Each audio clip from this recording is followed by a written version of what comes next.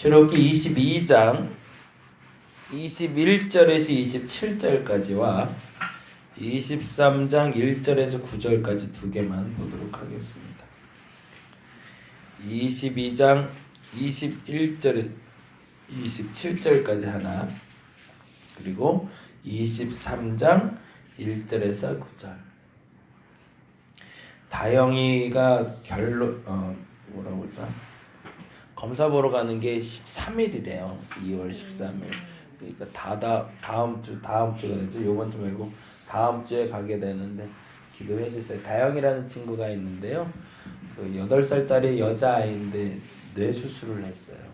네. 그래서 머리를 다 깎고 이제 학교 가야 되는데 여자아이라 걱정도 좀 되고, 근데 문제는 재발 가능성이 있다고 그래서 지금 이제 계속 보고 있는데 엄마 아빠가 조금 걱정이 좀 되나 봐요. 그래서 여러분 좀 기도해 주시면 좋겠고, 남원에서 이제 제가 알고 있던 집, 우리 김은실 집사라는 집사님 가정, 그 남동생네 가정이에요.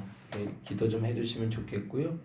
그리고 또한 강수정 집사님네 가정이라고, 그 가정에도 큰 아주버님이 임종을 좀 앞두고 있어요. 많이 안 좋다가 인천에 계시던 분인데, 근데 이제 예수를 몰라요. 예수를 알았으면 좋겠다 싶어서 예전에 우리 민서씨 엄마가 갔던 수원 호스피스 안내를 했는데 거기는 좀 힘들 것 같고 암센터로 아마 들어간 것 같거든요. 복음을 좀 받아들일 수 있도록 여러분 기도해 주시면 감사하겠습니다. 그래서 주변에 일어나는 일들에 대해서 여러분들 같이 중보할 수 있도록 기도 제목 내주시고요. 같이 기도하면 좋겠습니다. 자, 보겠습니다. 22장 21절에서 27절까지 같이 먼저 읽도록 하겠습니다. 21절에서 27절까지. 너는 이방 나그네를 압제하지 말며 그들을 학대하지 말라. 너희도 애굽 땅에서 나그네였음이라. 너는 과부나 고아를 해롭게 하지 말라. 내가 만일 그들을 해롭게 함으로 그들이 내게 부르짖으면 내가 반드시 그 부르짖음을 들으리라. 나의 노가 맹렬함으로 내가 칼로 너희를 죽이리니 너희의 아내는 과부가 되고 너희 자녀는 고아가 되리라. 내가 만일 너와 함께한 내 백성 중에서 가난한 자에게 돈을 구워주면 너는 그에게 채권자같이 하지 말며 이자를 받지 말 것이며, 내가 만일 이웃의 옷을 전당 잡거든 해가 지기 전에 그에게 돌려보내라. 그것이 유일한 옷이라. 그것이 그의 알몸을 가릴 옷인즉 그가 무엇을 입고 자겠느냐. 그가 내게 부르짖으면 내가 들으리니 나는 자비로운 자임이니라. 23장 1절에서 9절 같이 보겠습니다. 너는 거짓된 풍설을 퍼뜨리지 말며 악인과 연합하여 위증하는 증인이 되지 말며 다수를 따라 악을 행하지 말며 송사의 다수를 따라 부당한 증언을 하지 말며 가난한 자의 송사라고 해서 편벽되이 두둔하지 말지니라. 내가 만일 내 원수의 길 잃은 소나 나귀를 보거든 반드시 그 사람에게로 돌릴지며, 내가 만일 너를 미워하는 자의 나귀가 짐을 싣고 엎드러짐을 보거든 그것을 버려두고 버려두지 말고 그것을 도와 그 짐을 부릴지니라. 너는 가난한 자의 송사라고 저기를 굳게 하지 말며 거짓 일을 멀리하며 무죄한 자와 의로운 자를 죽이지 말라. 나는 악인을 의롭다 하지 아니하겠노라. 아멘. 거기까지만 읽겠습니다. 9절까지 읽기로 했었죠. 8절 9절 같이 읽겠습니다. 너는 뇌물을 받지 말라. 뇌물은 눈을 어둡게 하고 의로운 자의 말을 굽게 하느니라. 너는 이방 나그네를 압제하지 말라.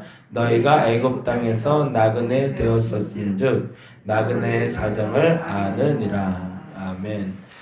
이제부터 법 얘기가 조금 좀 계속 나올 거고요. 이 법 얘기가 23장까지로 마무리가 되고 24장부터는 성소, 이제 성막에 대한 이야기가 나오고 있습니다.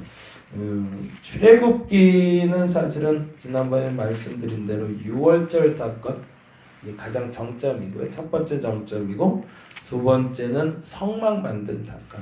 이 두 가지가 제일 중요한 사건이 됩니다. 근데 이제 사이에 있었던 우리가 잘 아는 건 기적적인 홍해 사건이라던가 뭐 만나라던가 이런 사실이 더 많이 우리에게 알려지긴 했지만 실질적으로 제일 중요한 건 유월절이고요. 6월절의 의미를 우리가 잘 아는 것이 제일 중요하고 그리고 또 하나는 이 6월절 사건으로 왜 성막이 만들어졌는지를 아는 것이 참 중요합니다. 그래서 그 두 가지를 잘 눈여겨서 보시면 좋겠고 중간 텀에 잠깐 나오게 된 이거는 그 이 법에 대한 얘기는 십계명에 대한 이야기를 하다 보니까 조금 연결돼서 나온 거지 여기가 구체적인 어떤 깊이를 더하는 건 아니니까요. 부담 없이 그냥 편하게 읽으셨으면 좋겠는데 원칙만 오늘 한번 짚고 갔으면 좋겠어요. 원칙만. 어제 제가 주일날 잠깐 말씀을 드렸는데 그 얘기 다시 한번 하고 갈게요. 십계명은 우리가 잘 아는 대로 1, 2, 3, 4, 5계명 그리고 6, 7, 8, 9, 10계명 그래서 두 가지 부분으로 나눌 수 있다고 얘기를 합니다. 그래서 1계명에서 5계명까지는 중심이 되는 건 하나님. 그죠? 그리고 6계명부터 10계명까지는 이웃과의 관계. 그래서 어느 율법학자가 예수께 와서 물을 때 예수님이 그러잖아요. 성경에 뭐라고 써있냐? 라고 물어보시죠. 참 그런 질문도 멋있는 질문이에요. 이게 어느 사람의 눈높이에 맞춰서 말할 수 있는가가 지혜자인 것 같아요. 질문을 할 때 그 질문에 정확하게 잘 대답하는 사람은 그 질문자의 의도를 잘 아는 게 제일 중요하겠죠. 근데 안타깝게도 그 질문의 의도를 잘 파악하지 못하고 대답할 때가 있는데 주께 물으러 왔을 땐 그 얘기를 하는 거죠. 율법자가 어느 법이 최고의 법입니까? 이건 법에는 뭐라고 되어 있냐? 그랬더니 하나님을 사랑하고 이웃을 사랑하는 것이라는 우리 대답을 듣게 되죠. 그리고 이 하나님을 사랑하는 것과 이웃을 사랑하는 기준이 10계명에 담겨 있는데 1계명에서 5계명은 하나님을 사랑하는 법 그리고 6계명에서 10계명은 이웃을 사랑하는 법 이렇게 이제 구별을 했습니다. 근데 이제 사랑하는 법을 그러면 알아야 되는데 어떻게 사랑하는 게 하나님을 사랑하는 거고 어떻게 사랑하는 게 이웃을 사랑하는 건가 그걸 알아야 그 다음이 되는 거니까. 근데 하나님을 사랑하는 방법은 지난번 말씀드렸던 은혜의 법이에요. 은혜는 갚는 게 아니다. 그렇잖아요. 은혜는 갚을 수 없어야 은혜입니다. 그러니까 하나님께 은혜를 받았으면 그 은혜는 어떻게 하라고요? 나누라고 주신 것이다. 받은 바 은혜에 대해서 나누라고. 근데 그 시작점이 어디냐면 전제가 되는 게 있죠. 제가 늘 말씀드린 하나님은 옳다. 여호와 하나님 한 분밖에 없다. 하나님 한 분 외에는 다른 이가 없다. 이게 인정되지 않으면 다른 편법을 통해서라도 옳은 거 찾아가거든요. 하나님 아니라도 다른 옳은 게 있다면 글로 우리는 표대를 옮길 수 있는 사람들이 무서운 사람들이거든요. 우리는 하나님보다 더 좋은 걸 줄 수 있는 존재가 있다면 글로 우리는 갈 겁니다. 그 더 좋은 게 뭔지 모르겠지만 근데 안타깝지만 사람들은 너무 쉽게 마음이 변해요. 그 표대를 옮기는 거를 너무 쉽게 생각을 해요. 하나님보다 더 좋은 걸 줄 수 있는 존재, 더 나은 걸 줄 수 있는 존재가 있다면 언제든지 우리는 불교나 다른 종교로 옮길 수 있는 사람들입니다. 여기서 전제가 되는 게 나 여호와의 다른 신이 없다라는 것을 전제를 두는 거죠. 그건 무슨 말이냐면 하나님만 옳다는 겁니다. 그게 인정이 될 수 있을 때 신앙이 시작이 되는 거고 그게 하나님을 사랑할 수 있는 걸 말하는 거고 하나님이 옳다라고 전제하는 사람들이 하나님께 받은 은혜를 베풀 수 있는 거죠. 그게 10계명, 1계명부터 5계명까지 이야기라면 그 전제가 되는 사건이 바로 6월절 사건이죠. 그래서 10가지 재앙 중에 어떤 신이 여호와처럼 유익을 갖다 줄 수 있는가? 그걸 너희들이 평가해보라. 그게 6월절 사건이었던 거죠. 그래서 그 10가지 사건들 중에 10가지 재앙을 보여주면서 그 10가지의 신이 너희들에게 유익을 가져준 적이 있느냐? 가져줄 수 있겠느냐? 못하지 않느냐? 오직 여호와밖에 없다라는 걸 말려준 게 6월절. 그러고 나서 10계명을 시작하면서 법을 주신 이유에 대해서 이야기하는 것은 사실 6월절의 정점에서 어린 양을 나눠 먹었던 그 시점으로 우린 돌아가야 된다고 어제 말씀을 드렸어요. 그 무슨 말이냐면 혼자 배부르려고 하지 말라는 거죠. 만나 사건도 마찬가지. 너 혼자 나가서 너의 먹을 걸 가져오는 거지만 한 오매를 가져오되 너 혼자 배부르려고 하지 마라. 남는 것은 창고를 드리는 것이 아니라 나누는 것이다. 그 얘기를 하는 게 바로 십계명이라는 얘기를 드렸어요. 그게 이제 어제 주일날 말씀드렸던 건데 그 부분만 다시 한번 점검하고 잠깐만 갈게요. 그래서 어제 12절부터 있는 20장 12절부터 있는 이야기를 이렇게 설명을 드렸었는데 어제 들은 분들은 기억이 나실 거고 오늘 듣는 분들은 한번 되새김하신다는 생각으로 들으시기 바랍니다. 12절 20장 12절 같이 읽어볼까요? 20장 12절 같이 읽어보겠습니다. 시작. 내 부모를 공경하라. 그리하면 내 하나님 여호와가 내게 준 땅에서 내 생명이 길리라. 이게 왜 중요하냐면 그 땅을 준 사람이 누군지를 우리는 알고 있기 때문에 그렇습니다. 땅을 줄 사람이 누구예요? 자녀에게 땅을 줄 수 있는 사람은 부모밖에 없는 거죠. 부모를 공경하라라는 말은 그 부모가 줄 땅이 적든지 많든지 상관없이 그 부모는 공경의 대상이 되어야 된다는 겁니다. 기준을 명확히 하라는 거예요.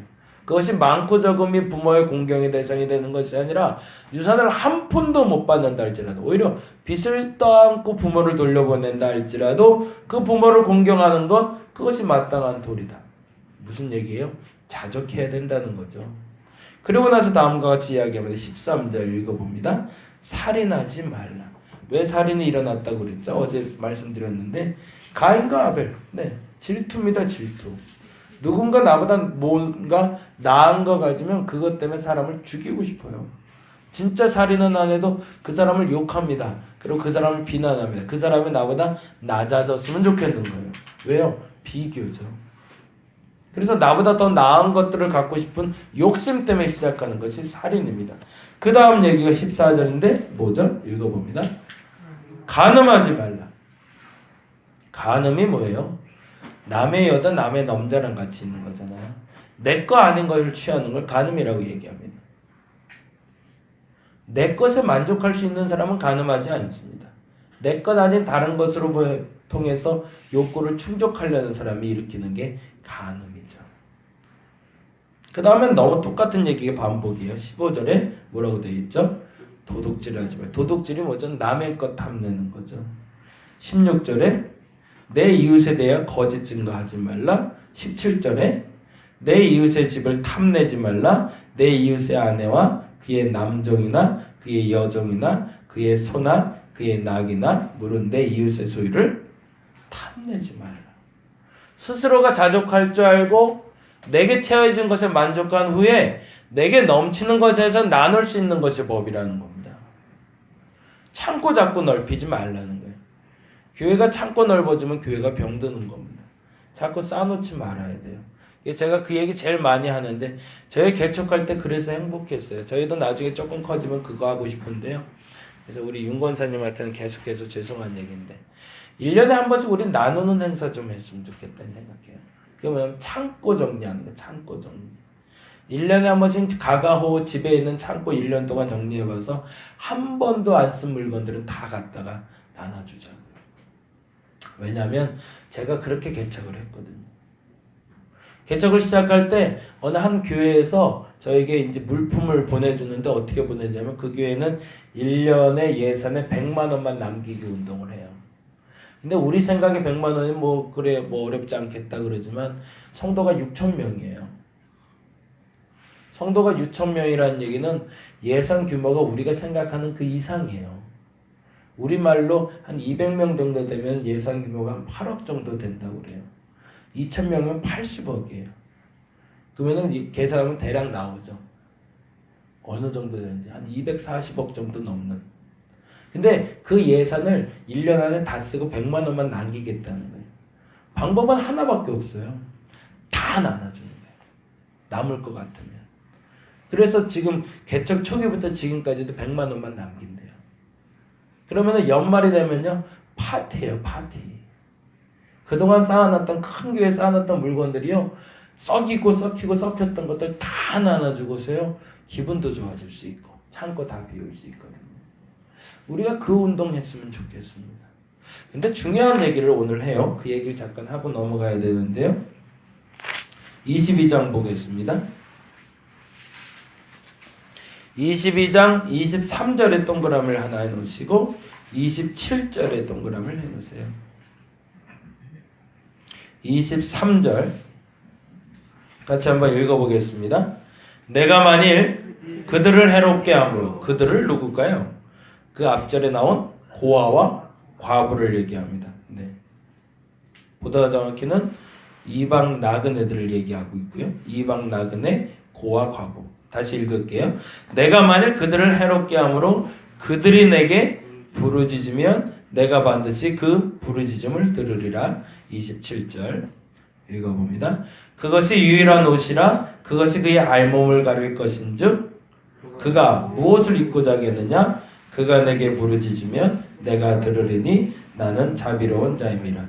동일하게 반복되는 단어가 뭐죠? 그가 내게 부르짖으면, 그 다음엔 내가 들으리라. 그는 누구죠? 아무것도 갖지 못한 자들 얘기합니다. 고아, 과부, 그리고 채권자를 상대하고 있는 빚을 진 자. 그들을 괴롭게 하지 말라. 그것은 누가 듣는다? 하나님이 보고 계시다. 여러분도 잘 기억하시기 바랍니다. 내가 해코자 하는 대상이 하나님께 부르짖으면 그 기도 반드시 들으신답니다. 근데 이렇게 하면 사람들이 오해할 소지가 또 있는 거예요. 뭔 오해의 소지가 있냐면, 그래, 부유한 자나 돈을 가진 자는 이들을 조심해야겠다는 생각이 드는데 거꾸로요. 특혜를 누리는 대상이 또 생기는 거예요. 누구죠? 가난한 자들. 그래, 나 가난하니까 그럼 좀 예우받으면 됐겠네. 너 나 때리지 마. 하나님이 나 부르짖으면 너 혼내준대. 나 건들지 마. 이렇게 말할 수 있는. 오히려 부유한 자도 특혜를 누릴 수 있지만 가난한 자도 특혜를 누릴 수 있는 법이 또 이 법이란 말이죠. 그래서 하나님은 23장에 다음과 같이 이야기합니다. 3절과 역시 6절에 동그라미 해놓으시고요. 3절, 6절. 그리고 우리 하나님 대단한 얘기를 하세요. 아까 말한 대로 그들을 해롭게 하고 부르짖으면 내가 반드시 들을 거라고 그렇게 호언장담하신 하나님이 3절과 6절에 이렇게 얘기합니다. 3절 읽어봅니다. 가난한 자의 성사라고 해서 편벽되이 두둔하지 말라. 공평하지 않게 행동하지 마라. 가난한 자라고 다 옳은 건 아니더라는 거예요. 가난한 자인데 엉뚱한 욕심내거나 엉뚱한 짓 하면 편벽되이 하지 마라. 그리고 6절에 다음과 같이 이야기합니다. 6절에 이제 그 말이 좀 어려운 사람에겐 이 말로 다시 해석해 주신 거죠. 6절 읽어봅니다. 시작. 너는 가난한 자의 성사라고 해서 정의를 굳게 하지 마라. 그 어떤 사람도 하나님께 특혜를 누릴 수는 없다는 겁니다. 근데 안타깝게도 나는 가난하니까 특혜를 누리려는 사람들이 있고 나는 부유하니까 특혜를 누리려는 사람들이 있어요. 세상은 그럴 수 있다는 겁니다. 그러나 교회는 그렇지 않기를 바랍니다. 11조를 많이 하니까 그 사람은 특혜를 누려야 되고 11조를 적게 하니까 그 사람은 특혜를 못 누리고 그거는 교회 아니더라는 거죠. 좀 병들어서 일을 못하는 사람은 특혜를 못 누리고 조금 건강한 사람은 특혜를 누리고 그것도 아니라는 겁니다. 우린 그 기준에 대해서 명확해질 수 있기를 간절히 바랍니다. 하나님은 가진 자가 나눌 수 있다라고 말하지는 않았습니다. 그러나 최소한 가진 자는 가진 자의 도리를 다해야 되고 없는 자는 없는 자답게 얻었을 수도 있어야 됩니다. 그러나 그 기준에서 그 사람이 가난하다고 혹은 부유하다고 그 평가 기준이 잘못되기 시작하면 그때부터는 문제가 생기니 그 기준을 항상 지켜낼 수 있는 사람들이 되라고 성경은 우리에게 말합니다. 저와 여러분의 기준이 명확해지기를 간절히 바랍니다. 다시 한번 부탁드립니다. 자족할 수 있는 역량이 어디까지가? 그리고 넘치는 건 죄가 될 수 있습니다. 넘치는 건 나눌 수 있기를 바랍니다. 그것이 부이든 마음이든 그 어떤 것이든 그렇게 할 수 있을 때 여러분이 건강한 신앙생활을 할 수 있을 겁니다. 기도하겠습니다. 가진 것이 뭔지 아는 것이 제일 중요합니다. 없는 것이 무엇인지 알아야 됩니다. 없는 것이 꼭 부끄러운 것은 아니지만 그러나 없는 것 또한 자랑거리 될 수는 없습니다. 가진 것도 자랑거리 될 수는 없지만 가진 것이 하나님의 일을 할 수 있는 큰 도구는 될 수 있습니다. 하나님 알게 하여 주옵소서. 내게 주신 은혜가 무엇인지 먼저 알게 하여 주옵시고 내가 나누어야 되는 것이 무엇인지도 알게 하여 주옵소서. 사람들이 그것을 잘 구별해내지 못합니다. 그래서 항상 문제가 발생하오니 하나님 우리에게 구별의 지혜와 기준을 정하는 기준을 허락하여 주시옵소서. 감사합니다. 고마우신 예수님 이름으로 기도드렸습니다. 다 같이 기도하고 돌아가도록 하겠습니다.